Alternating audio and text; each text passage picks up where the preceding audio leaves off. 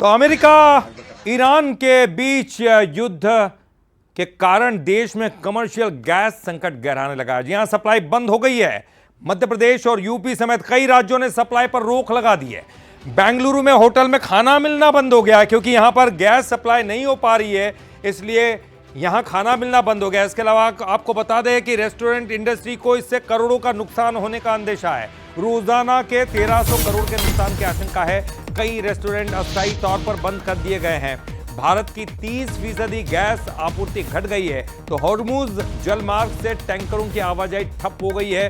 जंग के बीच में स्ट्रेट हॉर्मुज के बंद होने से आफत बढ़ गई है। अमेरिका लगातार इस बात को लेकर चेतावनी धमकी दे रहा है। इधर ईरान ने युद्ध नहीं रोका है, लगातार एक दूसरे पर हमला जारी है। और इसी बीच गैस की सप्लाई अलग अलग देशों की अगर बात करें तो भीषण संकट का सामना करना पड़ रहा है। भारत में भी अब उसका प्रभाव दिखाई देने लगा है। रोजाना के 1300 करोड़ का नुकसान रेस्टोरेंट इंडस्ट्री को हो रहा है। देखिए, एक बड़ी खबर है क्योंकि कमर्शियल गैस संकट आ गया है, सप्लाई बंद करनी पड़ रही है। मध्य प्रदेश, यूपी समेत कई राज्यों में सप्लाई पर रोक लगा दी है। देखिए, घरेलू सिलेंडर में कोई दिक्कत ना आए, इसी वजह से कमर्शियल पर पहला प्रहार होता है। कमर्शियल गैस सिलेंडर की किल्लत का असर मालवा और निमाड़ के तमाम जिलों में भी नजर आ रहा है। इस वक्त बंसल न्यूज़ की टीम बुरहानपुर में मौजूद है और आप देखें कि यहाँ पर सीधे तौर पर जब कमर्शियल गैस सिलेंडर नहीं मिल रहे तो जो होटल संचालक हैं उन्होंने यहाँ पर सीधे तौर पर भट्टियों और तंदूर का उपयोग शुरू कर दिया है। क्या आप देखें यहाँ पर सीधे तौर पर अब भट्टियाँ शुरू हो चुकी है। या आप देखें कि जो कोयला और लकड़ी की भट्टी होती है उस पर अब खाना बनाने का काम शुरू कर दिया है।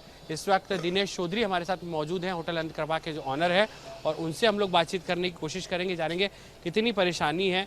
दिनेश जी, क्या कुछ दिक्कतें आ रही है, क्या जो है वो फिलहाल कहा गया है गैस एजेंसियों की तरफ से? गैस एजेंसियों की तरफ से ये कहा गया है कि जैसे अब हम टंकियाँ जो हम आपको 1-2 दिन में देते थे वो 1-2 दिन में नहीं दे पाएंगे क्योंकि अभी थोड़ी दिक्कत तो जाएगी। बोले गाड़ी आने पे इसमें 12 टंकियाँ बड़ी आती है और उन्होंने कहा है कि अब 8 दिन 10 दिन 15 दिन लग सकते, वो भी जवाब नहीं दिया कि टंकी देंगे। तो इसलिए हमने हमारी व्यवस्था करके रखी सर। लकड़ी चला रहे। प्रतिदिन कितनी टंकियाँ आपको लगती? 5-6 टंकियाँ लगती सर।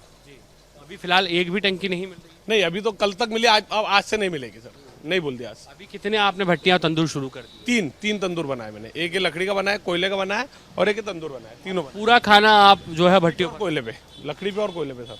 चलिए, लकड़ी और कोयले पर खाने का स्वाद तो आता है लेकिन परेशानी भी बहुत होती है। लागत भी बढ़ रही है, इससे बहुत परेशानी। लागत भी बढ़ रही है सर, लागत बढ़ रही है, लागत बढ़ रही है। वर्करों को भी दिक्कत आती है काम का? हाँ, वर्करों को भी दिक्कत आती है और वो जल्दी काम होता है, थोड़ा लेट होता है, पर ठीक है, व्यवस्था संभालना तो पर कुछ ना कुछ तो करना। परेशानी है, आप लोगों ने बातचीत की है कि तमाम लोगों से, क्या कुछ कह रहे हैं अभी? सर, परेशानी तो बहुत है पर अब उसको झेलना तो पड़ेगा, कैसा ना कैसा उसका हल तो निकालना पड़ेगा। अब निकाल रहे, कर रहे हैं। सभी होटल संचालकों के साथ में? जी, सभी के साथ, शहर में सभी के साथ, जिले में।